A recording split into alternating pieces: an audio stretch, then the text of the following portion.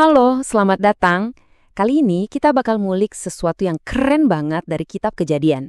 Mungkin kelihatannya cuma kayak daftar nama biasa ya, tapi percaya deh, ini lebih dari itu. Kita akan coba bedah lapis demi lapis, seolah-olah kita lagi membuka catatan sejarah kuno tentang sebuah bangsa, para pemimpinnya, dan tanah air mereka. Oke, ngaku aja deh. Kalau lihat daftar silsilah yang panjang, kadang suka bikin ngantuk kan? Cuma nama, dan nama lagi. Tapi, gimana kalau saya bilang setiap nama ini tuh sebenarnya adalah kunci? Kunci untuk klaim tanah, identitas suku, dan bahkan ada satu cerita unik yang sengaja diselipin di tengah-tengahnya. Nah, pertanyaan ini yang bakal jadi pemandu kita hari ini. Oke, pusat cerita kita adalah tokoh ini, Seir, orang Hori. Alkitab secara spesifik menyebut dia sebagai penduduk asli tanah Edom, dan ini tuh detail yang penting banget. Ini bukan sekedar cerita keluarga biasa, tapi ini kisah tentang sebuah bangsa yang akarnya udah dalam banget di suatu wilayah. Mereka nunjukin siapa diri mereka lewat garis keturunan ini. Baiklah, yuk kita mulai penggalian kita. Lapisan pertama, tentu saja, adalah keturunan langsung dari Seir sendiri. Siapa aja sih para pendiri bangsa ini? Nah, ini dia fondasinya. Seir punya 7 anak laki-laki. Lotan, Shobal, Zibeon, Ana, Disyon, Ezer, dan Disyan. Ingat ya, ini bukan sekedar nama-nama acak. Anggap aja mereka ini 7 pilar utama yang nantinya akan jadi cikal bakal klan-klan besar orang Hori. Setiap nama ini mewakili seorang pemimpin masa depan. Oke, sekarang kita gali satu level lebih dalam lagi. Kita akan lihat gimana keluarga besar ini mulai bercabang dan jadi makin besar. Dari 7 pilar tadi, klan-klan baru mulai muncul, dan pengaruh mereka pun makin luas. Kita mulai dari 2 putra pertama ya. Keturunan Lotan, ada Hori dan Heman. Dan ada catatan khusus tentang saudara perempuan mereka, Timna. Sementara itu, Shobal punya 5 anak laki-laki. Wah, ini artinya klannya berkembang pesat. Setiap nama baru ini jadi bukti kalau keluarga besar ini makin kuat. Lanjut ke putra ketiga, Zibeon. Dia punya 2 putra, Ayah dan Ana. Nah, coba perhatiin deh nama Ana ini. Menarik banget kan? Ini kedua kalinya kita dengar nama ini. Satu adalah anaknya Seir, dan yang ini anaknya Zibeon, alias cucunya Seir. Dan sebentar lagi kita bakal tahu ada satu detail khusus tentang Ana yang satu ini.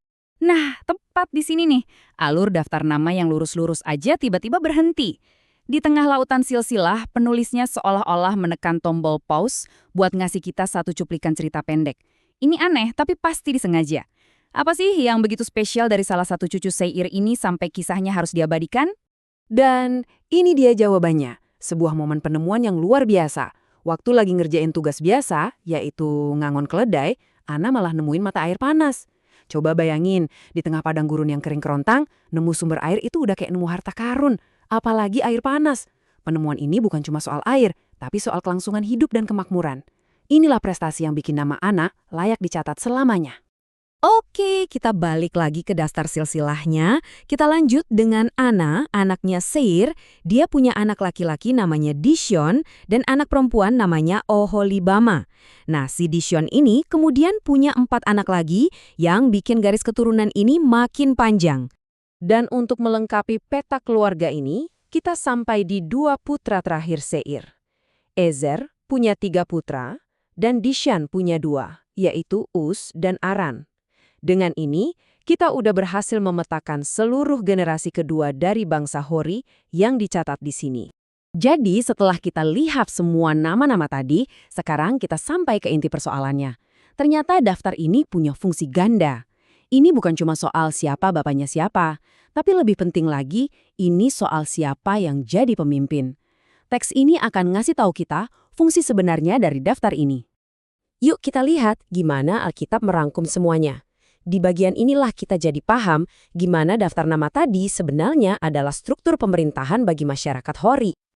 Nah, tabel ini ngejelasin semuanya dengan gamblang banget. Teks ini mengulang lagi nama ketujuh anak Seir, tapi kali ini dengan gelar baru, kepala-kepala kaum. Ini memperjelas kalau setiap anak Seir itu mendirikan klan mereka sendiri dan jadi pemimpinnya. Jadi, silsilah ini pada dasarnya adalah peta politik mereka, peta kekuasaan orang Hori di tanah Edom. Jadi, sekarang kita bisa kembali ke pertanyaan awal tadi dengan pemahaman yang baru. Silsilah ini bukan sekedar daftar nama yang membosankan, ini adalah cara sebuah bangsa kuno merekam identitas mereka, struktur sosial, klaim atas tanah, dan bahkan kenangan akan peristiwa penting kayak penemuan mata air tadi.